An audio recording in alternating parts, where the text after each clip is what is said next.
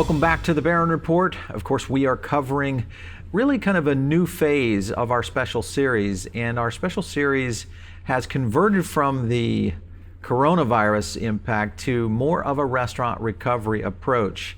Most of the operators we're talking today, as well as industry experts and suppliers, are all now focused on how do we start moving beyond, and what are some of the solutions that you as an operator can take to kind of get beyond the pandemic and beyond what we're dealing with in terms of this crisis. So with me today, I've got our guest, and really we're talking about some legal topics and also kind of some framework of maybe how your business needs to be set up with your insurance companies, things of that nature. We'll dive deep into that with John Houghtaling, attorney at Gauthier, Murphy and Houghtaling out of New Orleans. Great to have you on the show. Oh, thank you for having me.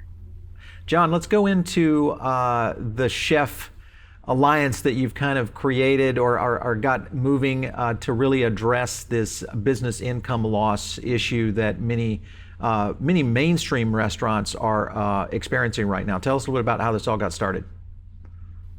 Well, I'm not in the food business or in the food industry, but some of my best friends in the world are, and so I've been involved in as a philanthropist and Bocuse and some other things.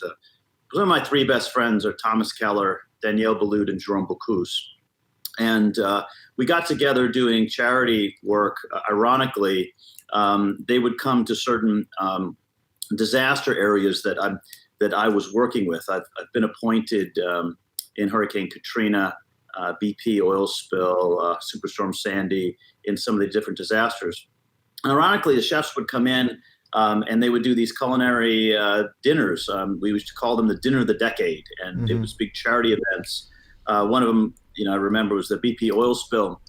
They came in, the restaurants and the fishermen were suffering at the time, and they would do these culinary events. So we became friends over the years in doing these things. And if we go back to when all of this started with the coronavirus, if you look back, it seems a long time ago, but on March 11th, Italy shut down its restaurants. Right. And on March 12th, on that date, Jerome Bocuse was coming and doing a culinary event we had scheduled for a long time at my home. We had many chefs and stuff that were working in the kitchen. And that afternoon, I got a white paper from the insurance industry.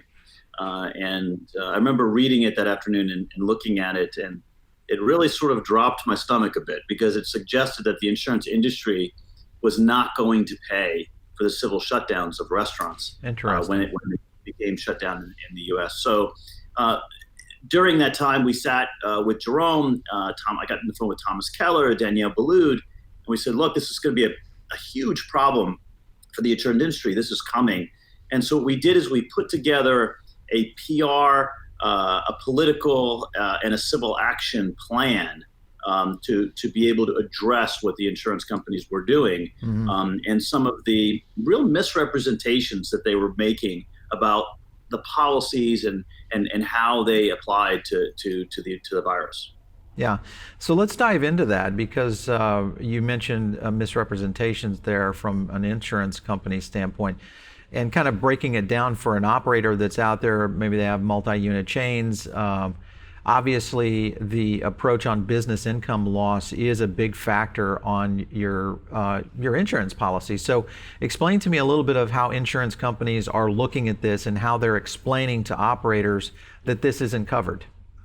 Yeah, well, the first thing they did, and the insurance industry, I've been at the forefront at many of these disasters, these insurance. It's really a disaster, and then there's insurance disaster afterwards that sort of happen from time to time.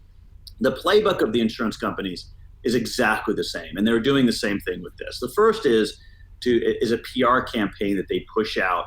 They misrepresent policies. They misrepresent the coverage that they have, and they push this out to agents and brokers to first tell people you're not covered. And a lot of times they're misrepresenting it. In this particular case, the first lie they're telling is that all of the policies have virus exclusions. And so interesting. Okay. Coverage, you're not applied. The reality is many of these policies do not have virus exclusions. And if there's business interruption civil authority coverage, When the civil authority shuts you down, the businesses actually have coverage for the time of the shutdown for the business interruption loss. That's part of the misrepresentation that they're giving. The other thing that they're saying, they're really not going to pay. They're not paying policies no matter what the policies say, whether it has a virus exclusion. In the case of my friend and client, Thomas Keller, he actually has a virus inclusion in his policy. Interesting. And they're not paying that one. And the way they're doing it, it's really quite devious. The way they're doing it is they're saying that the civil authority shutdown is only for social distancing. And under the case law, under the policies themselves, if a civil authority shuts you down for a future event, there's no coverage. Like if a hurricane is coming or a terrorist attack and they shut things down, the only time civil authority covers you is if the civil authority is shutting down because of a dangerous property condition in the area. What the insurance companies are saying is, well, they're just shutting things down for social distancing. They're not shutting things down because of a dangerous property condition in the area. Okay. That's simply not true. I mean, the coronavirus is causing a dangerous property condition in the area. It's getting on stuff, and there's coverage for that. So that makes a lot of sense, especially in a restaurant, obviously with essentially it's a community-based location, a retail spot. So it does have, I would think in anybody's interpretation, more of a community approach. So shutting that down, it's like a park, not to the extent of a park, but something where people can come and go and all of those kind of scenarios. So it does represent a danger to others that are in that location, just like other retail, sorts that have been shut down. When you look at the culinary space or the fine dining or the restaurant industry and overarching, looking at the insurance side of this, do you think that these companies are targeting the restaurant industry specifically, or do you think this is kind of just system-wide, they're just denying all claims that are even related to this? Well, they're doing it to all businesses, no question. But they were anticipating they were going to shut the restaurants down first with civil authority because they knew it was happening. Right. It was happening in China and happening in Italy. They're shutting down the restaurants first. And as you said, the reason is people are coming and going to tables and other things and they're touching stuff. And so there's lots of people going in and out. It's at first in New Orleans, what they tried to do is they tried to say, okay, let's put the tables 6 feet apart. Right. And the first civil shutdown said stuff about distancing tables. But what they quickly realized about this virus is the danger is not just that I stay away, you and I stay 6 feet apart. It's that if we touch stuff, if I touch the desk or if I touch a chair or the doorknob going in to the place, you can get it on your hands. And that's the real danger. So what the insurance companies are doing, they know that when civil authority is shutting things down because of a dangerous property condition in the area, which is what they're doing, they know that triggers coverage. Yeah. So they're misrepresenting actually even the dangers of the virus in order to shut it down. Now, what's also confusing to people is that there's different parts of the insurance policy contract. There is property damage and there's business interruption from property damage inside your restaurant. Okay. And that's one thing. Yeah. But then there is the trigger for the civil authority coverage. Most restaurants are not losing revenue because of the contamination necessarily inside their restaurant. And the civil authority is not shutting things down because of one restaurant. They're shutting things down because the area is a particular danger in this sector. And so they're shutting it down because of a dangerous property condition in the sector. So your measure of loss under the policy is not to connect necessarily finding coronavirus inside your restaurant. It's just to determine, did the civil authority shut down in part because of a dangerous property condition in the area? Now, in many parts of the country, you can go to the actual wording of the civil authority in your area, and those civil authorities say in New Orleans, in Atlanta, in Florida, in Houston, Texas, all the way to San Francisco, the orders say from the civil authority, the reason we're shutting things down is not just that the virus goes from person to person, but because it gets on stuff. And that's the stuff that triggers coverage. Sure. Okay, so as a restaurant operator and you're navigating your insurance policy, you're starting to make these connections out there. How and what are the best way for these operators to fight or at least stand up to this point? What are your thoughts on how this is going to, kind of move along, whether it's on a legal standpoint or potentially enough restaurant operators start to voice their issues, putting some pressure from a PR standpoint? What do you think is going to happen there? Well, that's exactly, I think you hit the nail on the head there. And this is what the insurance industry does. Every disaster, whether it been Katrina, BP, Superstorm Sandy, the insurance industry's playbook is they have a 3-part strategy. Number one, it's a PR game where they misrepresent the policies. Then what they do is when people are suffering, they run to Washington and they ask for a bailout of the stuff that they should be paying for. That's part of it. And then there's the civil litigation stuff. Right. So what we've done is I got together with Thomas Keller, Danielle Boulud, Jerome Bocuse, Wolfgang Puck, Jean-Georges. We all got together and we formed an organization to respond point by point with what the industry is doing. We're also speaking to people like you and getting out to your network and others from a PR standpoint and saying, first, check your policies. Look to see whether you have a virus exclusion at first. Then what we're doing is we're going to Washington. So we've coalesced. We've put our initiative, this PR, political civil action initiative, on a website. Your viewers can go to it. It's called the Business Interruption Group, the acronym BIG. BIG to describe how big the restaurant industry is. You're the largest private sector employer in the nation, 15.6 million people. It's a $1 trillion to the economy that contributes. So we put out that PR message. And then we have a political message, which is that, look, the insurance industry must pay the policies that they owe.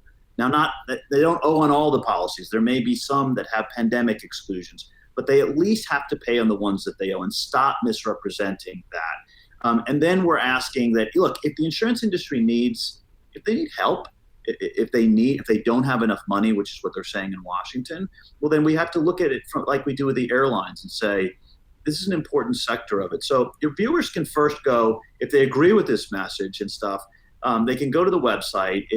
The website is wearebig.org. It's WERBIG.org. Great. You go there, they sign up, and it's basically a petition that we're doing. Now, we've gotten, within just a few days, over 1,000 restaurant groups have joined with just a few days that we did this.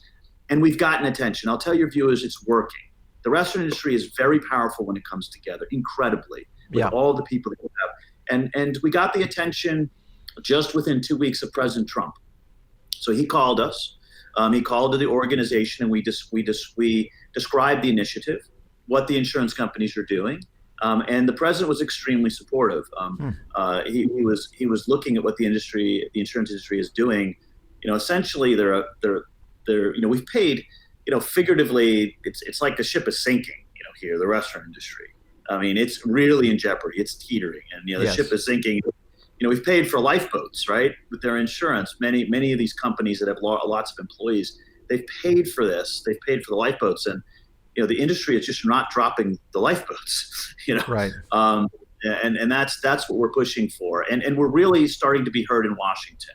Sure. I'm getting calls now from the industry, even the insurance industry, that is taking notice that the president is watching, and we're going to be putting forward a bill in Washington to support the effort as well. Has there been any response directly from the insurance companies or any of the leading insurance companies yet to address any of this particular claims in reference to some of the founders that you've talked about? Yes, they have. And they have. They've got a main lobbyist and they've got a main attorney that they've hired. They've hired a gentleman. His name is Stephen Badger. He's on the opposite side of me in a lot of these particular things. We've had lots of discussions. I've called the industry and I've said, look, you're going to Washington and you're saying we only have a reserve of claims of $822 billion. And okay, you have those reserves. You need to pay the portion of that you absolutely owe. Yeah. Now, if there's some policies that have exclusions that are going to be fought about in the courts or that are going to be difficult to fund, we should talk about those. But the ones that don't have exclusions, you need to pay those. I mean, you need to drop the lifeboats. If you don't have enough, you need to at least drop the lifeboats that you have. And sure. And what you're doing, I would describe to the industry, is it's similar to the captain of the Titanic saying, we don't have enough lifeboats, so you don't drop any of them, and you let people drown. I mean, it's just wrong. And so we've said to them, look, be honest, pay the ones that you owe. Stop misrepresenting the dangers of the coronavirus, because I mean, it's not just it's not just factually incorrect that the virus is causing a dangerous condition. I mean, it's really a dangerous misrepresentation of the thing itself. So we've said that, and we've reached out and said, look, pay those policies on ones that do have the virus exclusion. This is something that we should be able to talk about. If you don't have enough money, let's talk about subsidies potentially for that. Right. Yeah. All right. So it's good that first, I think the coalition itself is an excellent move in the sense of just being able to get some, because there's going to be a need, so much so, of the industry of having multiple potential outlets here because the devastation has been so great. So for the recovery of the industry, it's going to take insurance, government stimulus, and also in the private sector, we're going to have to see some investment opportunities coming back into it because of the impact the restaurant industry has so much in reference to the general economy. You had mentioned, 15 million people employed there. We looked at the numbers now, we're at 16 million unemployed this week, and we're still hovering around 30 to 40% of that 16 million is coming from restaurant and hospitality. So that alone is a huge address to the industry to really kind of reposition what's going on. It's really. I mean, this is a very, very critical time. Yes. The restaurant industry goes down, and it's teetering now. I mean, restaurants are all closed across the nation. If the restaurant industry goes down, it's not just the restaurant industry. I mean, the restaurant industry kicks over hospitality, right, and then the hotel industry. I'm speaking to leaders in the hospitality and the hotel space, and then the real estate investment trusts. I mean, this is a domino effect through the economy. You lose the restaurant industry, and it just kicks over all these industries across the nation. One of the things we're very concerned about is the fact, I mean, we don't have enough time to litigate this. My law firm launched this initiative when we launched the first suit. We went into court, and this is what we've done. We've gone into court. We filed what's called a declaratory judgment action. It's a quick device where we can just go in and ask the court for a ruling. We've done that for the nation. Our firm's been in similar situations before. Our firm launched the tobacco litigation, which landed in that landmark settlement. But when we filed this, I told my staff, I said, look, this is the most important piece of civil litigation, really economic one in history, because this is it's not just the restaurant industry, it's every business in America. But the fear is we don't have enough time. I mean, if lawyers litigate this, I mean, even if it took me 90 days to get a hearing, I don't know that the industry has enough time. So one of the things that's very important, for your listeners is to go on the site, join it, because if we have enough chorus and we are being heard, I mean, within 2 weeks, the president of the United States called us. Yeah. Okay? So he's very, very concerned about this. But there is so much more of coalescing the industry and the voices of it, because the restaurant industry is so labor intensive as far as the amount of employees and stuff. If the voices come together, I mean, there has to be a solution here. Yeah, and I agree with you. There's got to be a federal backstop. To this. Absolutely. All right, so John, let's get into kind of my last question, and that is preparation for operators. They're going back. It's kind of funny. You get a chance to review all your contracts, all your insurance documents, your lease agreements, all these things that are happening all at once in this period. When an operator is looking at their insurance policies, what should they be looking for to determine whether or not they could even be in this particular scenario of an insurance, being liable for the business interruption issue? It's a great question. So the first thing they should do is, of course, make sure you have business interruption coverage. Not all property coverage has business interruption coverage. The first thing you want to do is to make sure that you have business interruption coverage. The second thing you need to do is to look. You can almost do a word search through it. You don't really need to be a lawyer to do so. Just look to see if you can find the word virus in your policy. If it's not in there, every policy that I've seen, I believe that there's coverage, and there's going to be coverage for the civil authority shutdown if you don't have the word virus in there. Now, many people do have the word virus in there. So there's a large subject of policies that do. But there's sort of like the policies sort of in three buckets. One that have no exclusions or virus inclusions in them.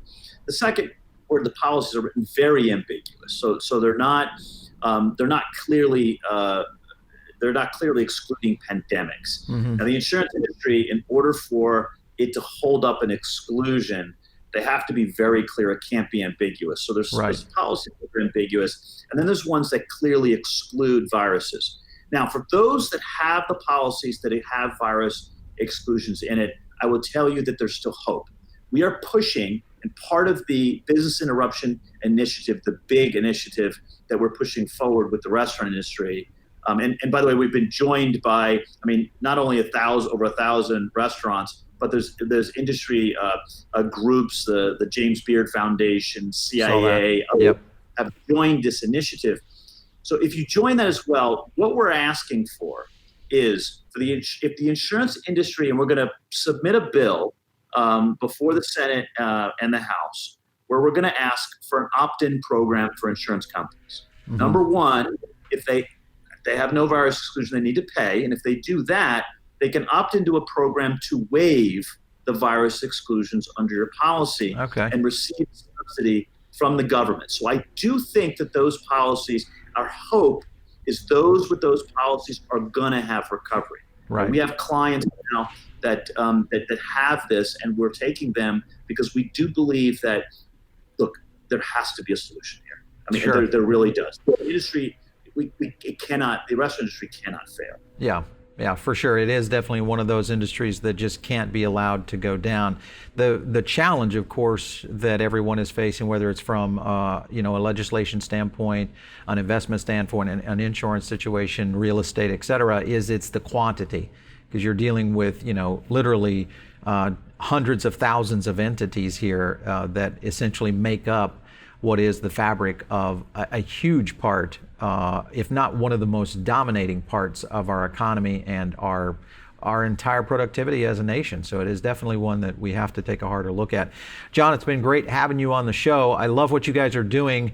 Let's make sure and stay in touch, because as things start to progress on this, there may be some updates that we would love to hear from you on in regards to your success or situations that may be facing this coalition that maybe we can bring to light. So thanks for stopping in on the show today. Absolutely. Thank you. All right.